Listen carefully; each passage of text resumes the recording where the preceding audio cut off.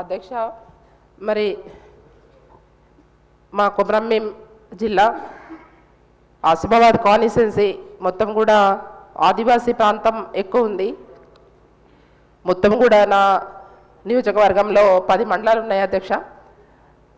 ఇప్పటి వరకు మరి కాంగ్రెస్ ప్రభుత్వం వచ్చి ఇప్పటి వరకు మరి 2.5 సంవత్సరాలు అయినా కూడా మరి మెయిన్గా రోడ్ సమస్యలు చాలా ఉన్నాయి అధ్యక్ష.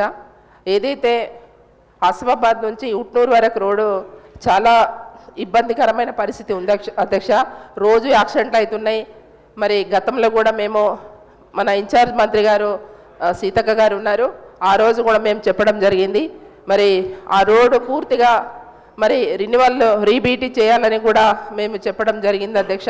కానీ ఇప్పటి వరకు ఆ రోడ్డు గురించి అసలు పట్టించుకోవట్లేదు అధ్యక్ష. మీ ద్వారా మేము కోరేది ఏంటంటే అధ్యక్ష, ఇప్పుడు గాదేగూడ మండలి కూడా మరి అక్కడ కూడా బీటీ రిన్యువల్స్ అధ్యక్ష, R&B రోడ్స్ కానివ్వండి, తర్వాత మరి ఏదైతే పంచాయతీరాజ్ రోడ్స్ కానివ్వండి, ఇవి కూడా చాలా చెడిపోయి చాలా అధ్వానంగా పరిస్థితిలో ఉన్నాయి అధ్యక్ష. కనీసం అంబులెన్స్ పోయే పరిస్థితులు కూడా లేవు.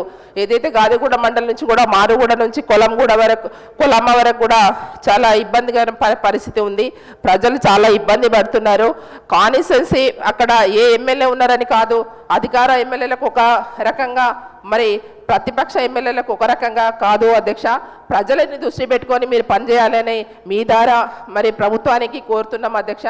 ఏదైతే మన అధ్యక్ష ఇప్పుడు మనకు మన ప్రాజెక్టు విషయం వస్తే అధ్యక్ష, కొమరంభీం ప్రాజెక్టు మరి చాలా రోజుల నుంచి డ్యామేజ్ ఉంది.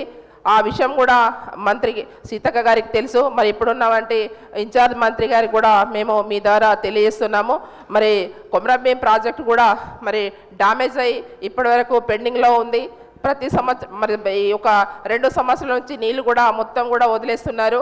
దాంట్లో భాగంగా ఏవైతే బ్రిడ్జెస్ ఇప్పుడు గుండీ బ్రిడ్జెస్ కానీ మన తర్వాత లక్మాపూర్ బ్రిడ్జ్ కానీ సగం అయి అట్లనే ఆగి ఉన్నాయి అధ్యక్ష. 2 సంవత్సరాల నుంచి 1 రూపాయి కూడా మరి శాంక్షన్ చేయట్లేదు.